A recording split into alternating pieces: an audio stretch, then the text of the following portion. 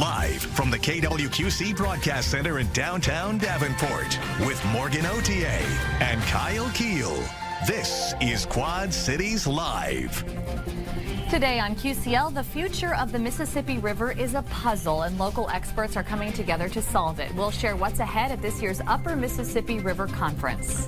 Hungry for a good cause? We're getting a taste of this year's QC Flavor Fest at Common Cord, featuring 20 restaurants, also a silent auction, live music, and so much more.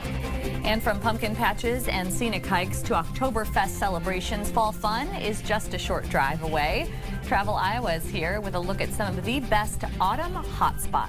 Hello and welcome to Quad Cities Live on this Tuesday, September 23rd. Thank you for joining us. I'm Morgan Otier. I'm Kyle Keel. Fall fun is in full swing at Prairie Moon Farm in Knoxville, Illinois. Yep, from pumpkins and a spooky maze to farm animals, even reindeer encounters. Reindeers. This family-owned farm is turning autumn weekends into a one-stop destination for all ages. Yes, back with us today are John Carbon, one of the owners, and his sister Kimberly Barton, who runs Barton's Bites. That's the food trailer on the farm. Welcome back. Kimberly and John, thanks for making the trip up here. Yeah, thanks for having us. Yes, of course. So yeah, I mean, you guys have to be super excited, and this is your season here. So John, for people who haven't been out to Prairie Moon Farm, tell us what makes your farm more unique from other farms. I mean, you're much more than just a pumpkin patch. Yeah, we are not just a pumpkin patch. So we have lots of kids activities. We have a bunch of farm animals kids can play with. We have vendors out every weekend, which is great. This weekend we've got 20. On our busiest weekends we have 80 to 90 sometimes. Wow. So that'll be coming up here. First 2 weekends in October are our two busiest. And then we have also just got like a lot of family fun for everybody. So we have a lot of fun with it. It's great. Yeah. Well, I was going to talk a little bit about that. So we spoke about your hours. Now we're seeing some photos of what everything looks like on the farm. It's so beautiful and picturesque, quintessential fall. So go into that for us, John. What are some of the different activities that families can experience? So last year we actually got a train ride, which is a load of fun. Yeah. And so that's great. And Can't go wrong with a train. Oh yeah. There's the train. There's the train. Yes. And then we've also got, like I said, we've got farm animals, and that's our mini donkeys. We've got alpacas, chickens, turkeys. Actually, I just got some baby turkeys yesterday. Yeah, they were hatched underneath some of our turkeys we've had. Right, we have some picture opportunities. We have a bubble area that's lots of fun. We also have horse rides, I believe, every weekend. Every weekend, all the way through October, That is so much fun. Yeah. All right. Fun. Yeah, you make it a whole weekend of a variety of different activities. And of course, we want to try Barton's Bites as well. Absolutely. So tell us a bit more about that on the farm. Yeah, so we are sweet treats for the most part. We do have other food items, but we do also bring some food vendors out our opening weekend and the first 2 weekends in October. But our main thing's mini donuts. So anything you can think of from... We add ice cream, toppings. Of course, the apple cider and cinnamon and sugar ones are the most popular, but we do pumpkin ones. Our main item, which is also in our logo, is the Delight, which is apple cider slush, ice cream, all the good things, and mini donuts. Yeah, they're like included in the drink. Yeah, it's all they're together. Delicious. Yeah, very cool. I had 2 of them last weekend. So we added a couple new drink styles this year. That is the caramel apple cold brew. So it has a caramel drizzle, cold brew that we make, a sweet cream that I make, and apple syrup. It's super good. Sounds like fall to me. Yep. Yeah. We also have dirty sodas that are super popular. Yeah, those dirty sodas, they are in right now. Yeah.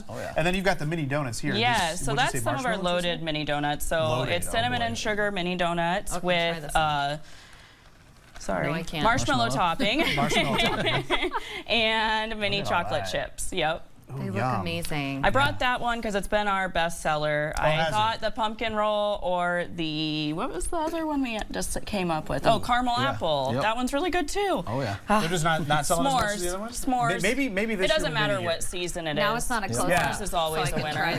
There you go. You can try that. So John, talk about more about the vendors that you host, because I mean, you said some weekends it's 80 to 90. 80 to 90. So yeah, we've got everything from crafts, we've got food, we've got bakers, woodworkers. One of the guys we've had comes out every year and he makes some awesome resin stuff. It's BW Designs from Galesburg. Okay.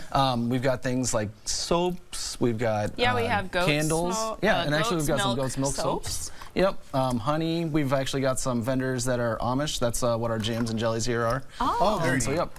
And so yeah, so we have just a wide variety. Yeah, pretty much anything you can think of, we try to get it all. Vendors, lots of them. Absolutely. Well, it's so nice for them to have a space to be able to showcase their items, and you're giving them that. And we love working with the community as much as we can too. So it's really great to get to meet all the people. We also might like shopping, so a little bit of that too. A little bit of that. I'm pretty sure Mom makes the wreath. This wreath up here is one our mom made, and I think that's to buy items. So. I love it. I think that's also great.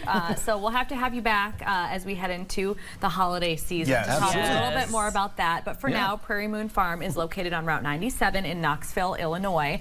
It is open seasonally, as we mentioned, on Saturdays and Sundays through October. To learn more, visit them on the web at prairiemoonfarm.com, or of course, follow along on their Facebook page. Kimberly and John, thank you so much once again for being here. Thank you so much. We appreciate it. The donut is delicious. I got a crumb stuck. Do you want me to read the teas? Still to come on QCL. There we go. From sweet treats to smoky barbecue, QC Flavor Fest is serving up something for everyone, all to support local music education. We'll have a preview next on Quad Cities Live.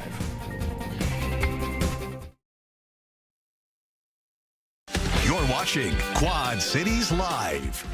Well, grab a fork and get ready to treat your taste buds. QC Flavor Fest is back for its 3rd year at Common Core. It is. This annual event brings together some of the area's favorite restaurants, bars, bakeries for a night of incredible food and live music. It's got to have the music, too. Yes, of course. Joining us today from Common Core is Steve Ahrens. Steve, welcome back to the show. It's great to be here. Thank you. We're so happy to have you here, especially because you brought us some treats. Is it me or is it the treats that I bring? Both. It's both. You're also a treat. Yes. Oh, thank you. I've been told. Actually. Yes. I made notes the first segment here. I got to get a hold of Barton's Bites for next year.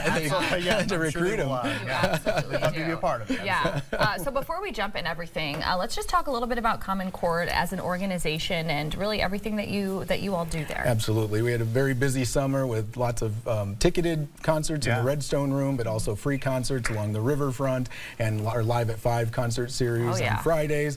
And now with the school year beginning, we have our In Tune music mentorship program underway. We do music camps in the winter and also the summer months. And we do the Let's Band Together program, which is loaning out instruments that's very cool.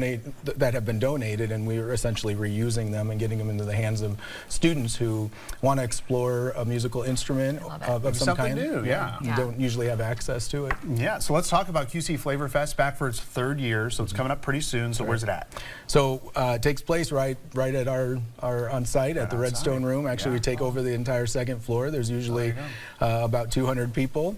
We have got better than 15 restaurants ready to provide tastes. And they all are competing for the coveted Golden Kazoo Award. The Kazoo Award, yes. So this is last year's winner, Nothing But Cakes. We have 2 categories, sweet and savory. Okay. So everyone says that there is more than enough to eat when you have a little sample from everybody that is there. Yeah, we want to show this off as we get off the photos here. There it is, the Golden Kazoo. Is Nothing But Cakes going to be there to they have to defend their title, right? All right. So they'll be there. So they're one of several. So. And that's what you brought for us here today to try. Look at all these different flavors.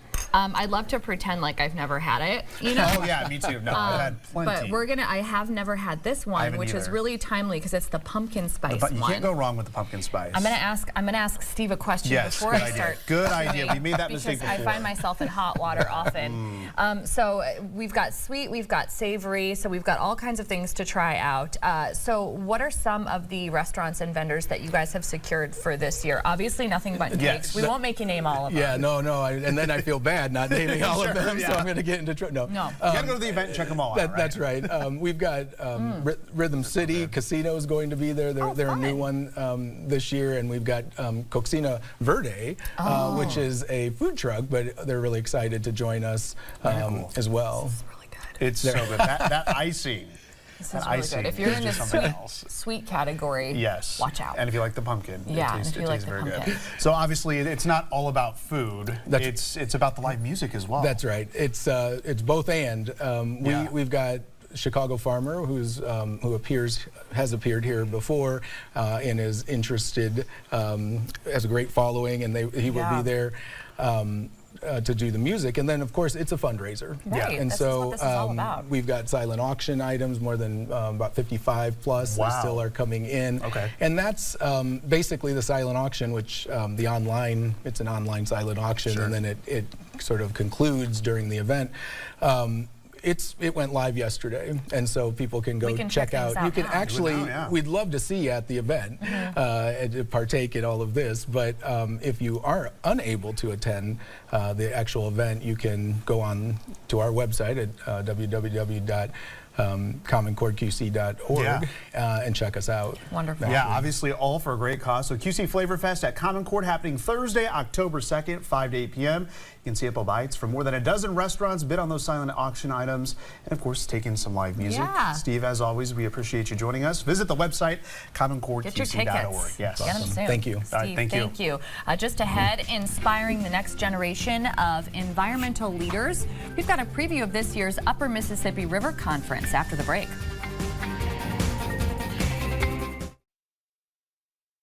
You're watching Quad Cities Live. For nearly 2 decades, River Action has been bringing together experts, advocates, and community members to tackle some of the most pressing issues facing our waterways. And this October, the 2025 Upper Mississippi River Conference is back, highlighting the importance of collaboration. Joining us today are Kathy Wine, Executive Director of River Action, and James Lasher, Programs Manager. Kathy and James, thanks for being here. Thanks for having us. Yes, welcome back to the show. James, we'll start with you. If you could just give us a little bit of background on the conference itself. What is River Action's Upper Mississippi Conference? Yeah, so for 19 years, River Action has been putting this conference together.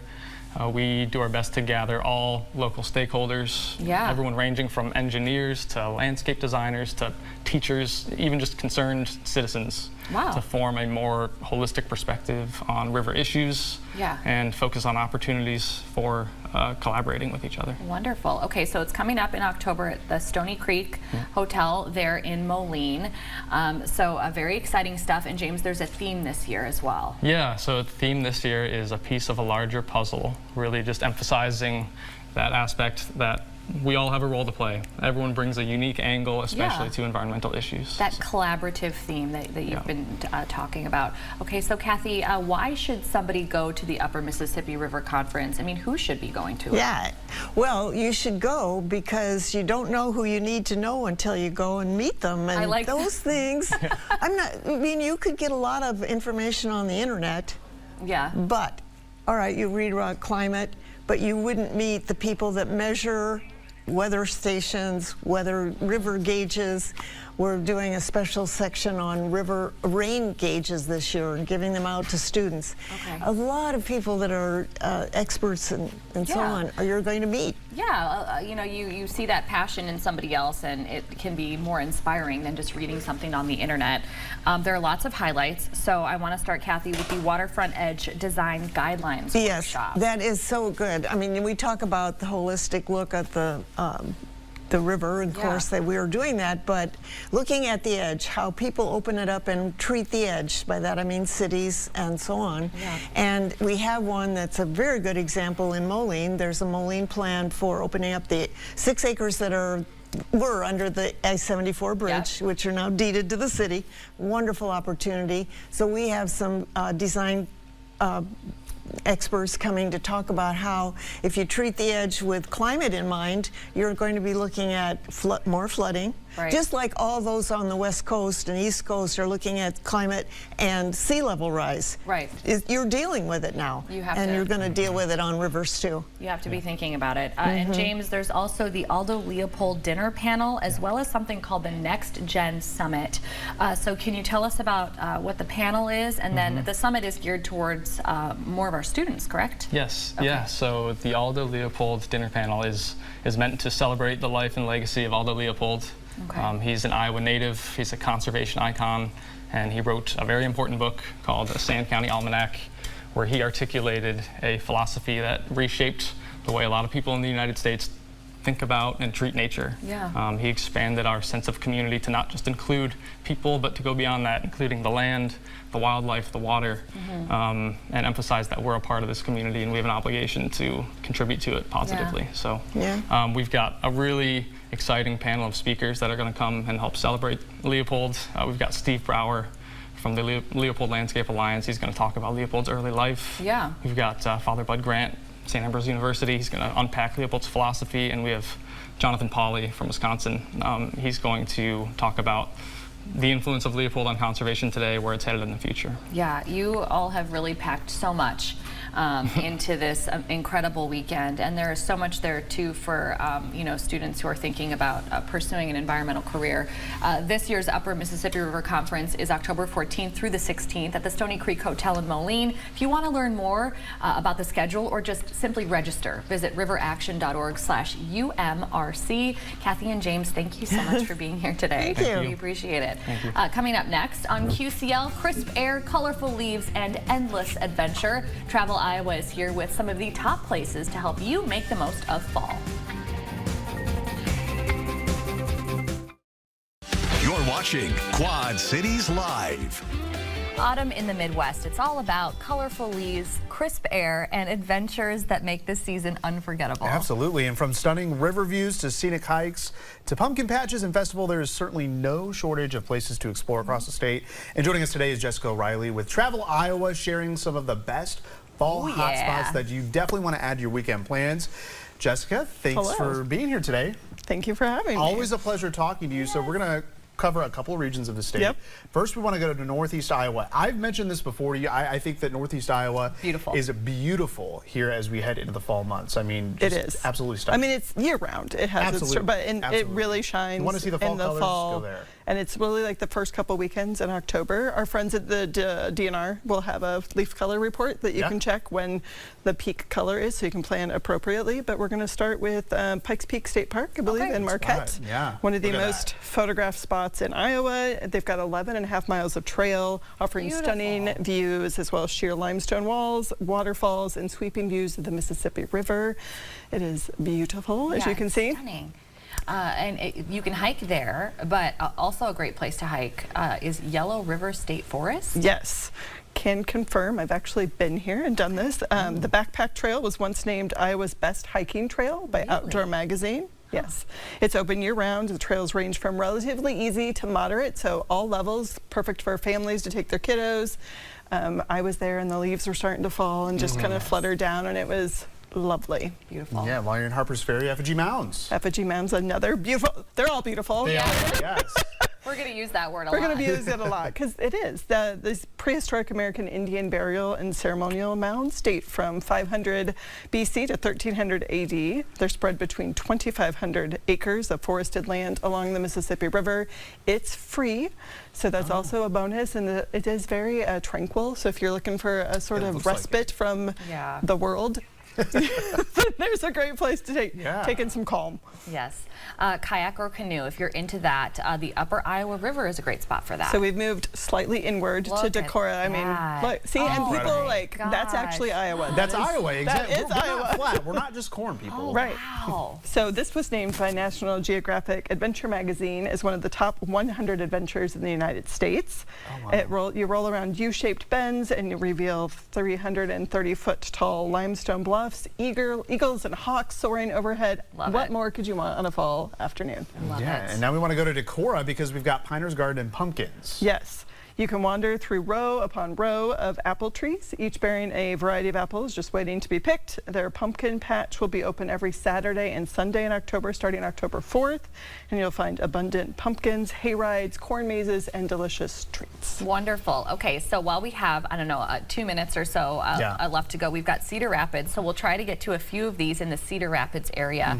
Pinnakin Ridge Park in Central City. Yes, it's known for its natural beauty right there along the Wapsa Pinnakin River. Oh gosh, another gorgeous one. 1,000-acre park. You can camp there. They have water rentals, playground, 12 miles of trails. It's obviously a stunning location. It really is. Yeah, and then we've got in Mount Vernon, we've got Palisades Kepler State Park, dramatic river bluffs. Look at that. Also showing off. Yes. Deep ravines, majestic hardwood trees, an abundance of wildlife. You've got Native American mounds there too, and then trails meandering through diverse wildlife and forest habitats. That's beautiful. And this next one in Atkins, I think I've heard of this. Is this a pretty famous Bloomsbury farm? Yeah, they've been around for a long time. Yeah, okay. So yeah, and it's a lot of fun. Yes. They've got pumpkin patch, corn maze, flower fields, family fun activities, jumping pillow. For the more daring visitors, the Scream Acres includes 3 indoor haunted houses. Not me. Gotta check it out. A haunted cornfield. Yes. Check out the haunted cornfield. Yeah. For Well, sure. we had a couple more, so that we had Amana Colonies to talk about. Always a good spot. The Really 60th annual Oktoberfest. Iowa's original Oktoberfest. I just wanted you to get that in there.